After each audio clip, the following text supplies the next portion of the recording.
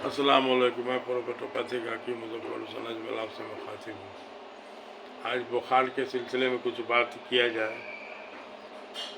बुखार में तो सबसे पहले हदीस का मफहूम है कि बुखार को बुरा मत कहो। ये तुम्हारे जिस्म के अंदर के गंदा खून को साफ खून से और गंदे गोश्त को साफ गोश्त से बदलने के लिए आता है। यानी ये समझिए कि बुखार जो है वो बीमारी को जला जला के निकालने वाली चीज़ है।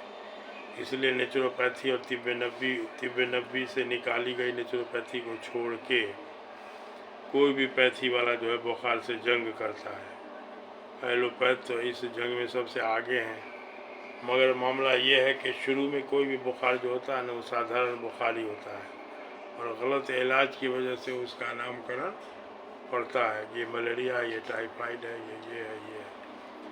बहरहाल गलत इलाज की वजह से ही बुखार की शक्ल बिगड़ती है और उसके नामकरण में के लिए ऐसा टेस्ट है कि कालाजार का टेस्ट के बारे में तो मरीज़ की कैफियत सुनने वाला परेशान हो जाता है कि गिरमिट के ज़रिए जैसे लकड़ी में छेद होता है उस तरह से हड्डी के बीच में छेद करके उसका बोन मैरो निकाला जाता है और उसमें टेस्ट होता है।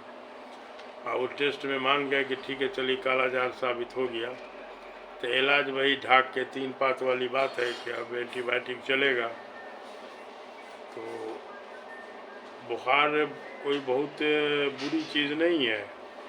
अब इसमें एक बुखार आता है डेंगू का, इसके बारे में मेडिकल साइंस का होता है कि डेंगू का बुखार का जो मच्छर है ना, वो मच्छर जिस मच्छर के काटने से डेंगू का बुखार होता है वो दिन ही में काटता है, रात में नहीं काटता है। इसलिए लोग बोलते हैं कि दिन में फुल आस्तीन वाला कपड़ा पहन के रहा जाए। तो बहरहाल मसला ये है कि अब इसको मच्छर उच्छर पर लेते हुए अपने भी मेडिकल साइंस परेशान है और आवाम को भी परेशान किए हुआ है। जबकि बुखार का सबसे सहल इलाज जो है, जिसके बारे में महात्मा गांधी ने भी अपनी एक किताब में आरोग्य की कुंजी एक किताब है उनकी नेचुरोपैथी पर लिखी हुई, उसमें लिखा है कि कोई भी बुखार को पहले दिन अगर एनीमा लगा दिया जाए तो उससे बुखार की कमर टूट जाती है। ये प्रैक्टिकल बात है। अब एनीमा के बारे में तो नहीं, लेकिन हम लोग के पास कुछ जड़ी बूटी ऐसी है पेट साफ करने वाली। कैसा भी बुखार होगा ना तो जब पेट साफ हो जाता है तो बुखार की मतलब शिद्दत कम जाती है। और बुखार की जितनी भी दवा आमतौर पर है एलोपैथ की, सब दवा से वो समझिए कि अल्सर वाला मामला पेट में होता है। टाइफाइड वाले बुखार से तो अल्सर होते हुए अक्सर हाँ देखा जाता है। तो कभी कभार जो है आँत को काट के हटाने की नौबत आती है। आँत को काट के फिर जगह पर जहाँ पर अल्सर होता है काट के फिर उसको जोड़ते हैं। तो बहरहाल जबकि बुखार है कि बुखार को पेट साफ करने वाली जड़ी बूटी प्लस कुछ एंटीबायोटिक जड़ी बूटी के इस्तेमाल के साथ बड़े आसानी से फलहार करते हुए मौसम का जो भी फल वो आसानी से खिलाया जा सकता है।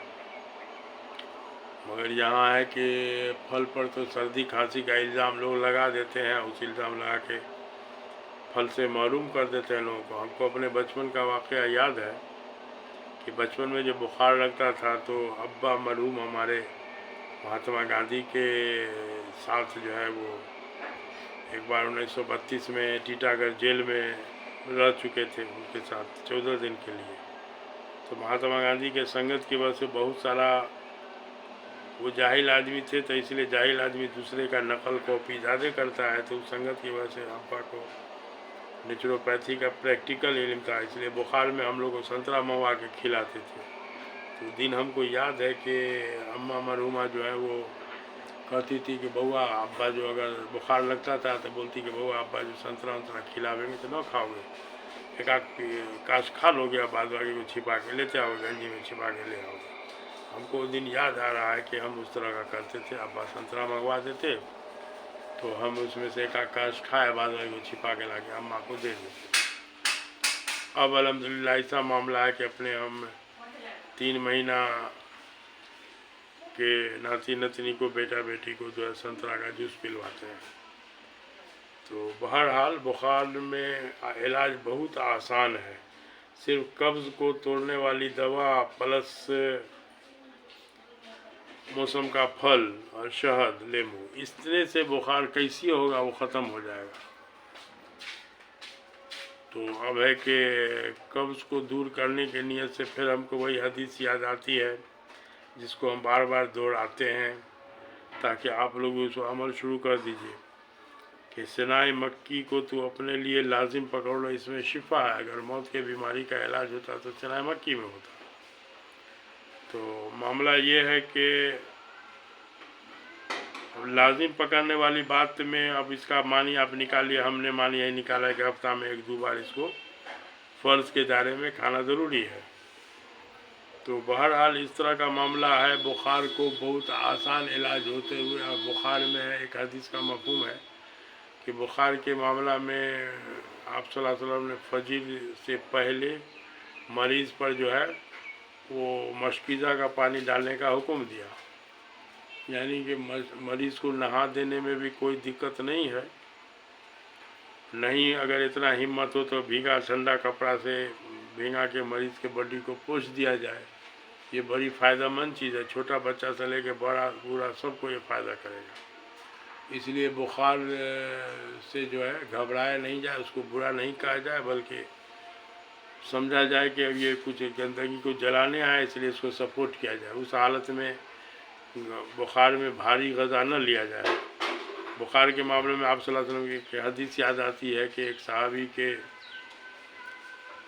عیادت میں آپ صلی اللہ علیہ وسلم میں کچھ صحابہ بھی ساتھ تھے، ان کے گئے تو آپ صلی اللہ علیہ وسلم نے مریض سے پوچھا کہ کچھ کھائے کا من ہے، تو انہوں نے کہا کہ ہاں، تو کیا تھا؟ گیہوں کی روٹی۔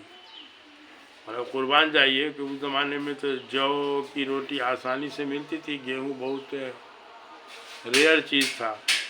تو آپ صلی اللہ علیہ وسلم نے صحابی کو بتایا کہ بھائی کے لیے گیہوں کی روٹی کا انتظام کرو۔ تو بہرحال یہاں پر ایک معنی نکالا جا سکتا ہے کہ بخار کا مریض دو طرح کا ہوتا ہے، ایک مریض کے منہ کا مزہ بہت خراب ہو جاتا ہے اور ایک مریض کے منہ کا مزہ نارمل ہوتا ہے۔ تو جس کا نارمل مزہ ہوتا ہے تو وہ خواہش کے مطابق جو کہے اس کو دیا جا سکتا ہے، جیسے روٹی سبزی ہو، گوشت وغیرہ سے تھوڑا سا بچا جائے اس زمانے میں۔ لیکن جن کے منہ کا مزہ خراب ہے تو اس زمانے میں ان کا معنی ہے کہ باڈی ان کا جو ہے کوئی بھی کھانا کے لیے تیار نہیں ہے، کھانا کو پچانے کے لیے۔ تو اسی لیے جو ہے وہ اس زمانے میں مطلب سائٹرس فروٹ کا جوس دیا جا سکتا ہے، جیسے سنترا کا جوس، تو یہ بہت فائدہ مند چیز ہوگی اور اس سے کوئی گھبراہٹ کی بات نہیں ہے۔ شہد پانی میں ملا کے دیتے رہیے نا، تو اس میں ہوگا کہ کمزوری بھی نہیں ہوگی۔ تو بخار اس کے بعد جب بخار ٹھیک ہوگا تو پہلے سے تندرستی میں نکھار آ جائے گا۔ اب بخار میں دیکھتے ہوں گے نا کہ مریض کو خوب درد پورا باڈی میں توڑ پھوڑ ہوتا ہے، جب مریض کو تھوڑا پسینہ آ جاتا ہے اور اس پسینہ کو ٹھنڈا پانی میں تولیہ بھیگا کے پوچھ دیجئے پورے باڈی کو یا غسل کروا دیجئے تو مریض ایک دم ہلکا ہو جاتا ہے۔ تو کچھ اس سب طرح کی باریک بات ہے، اس پر دھیان دیا جائے اور سب کچھ طب نبوی میں ہے، اس پر یقین کے ساتھ معاملہ نکالیے نا تو آپ کو ہر طرح کا گائیڈ ملے گا۔ تو امید ہے کہ آپ لوگوں نے اس کو سمجھا ہوگا، اسی لیے کوشش تو ہوتا ہے کہ ویڈیو زیادہ لمبا نہیں ہو، لیکن اب بات کو تو پورا کرنا ہے، بجھول تو نہیں بجھانا ہے نا، تو اسی لیے تھوڑا سا لمبا ہو جاتا ہے۔ ٹھیک ہے، تب خدا حافظ۔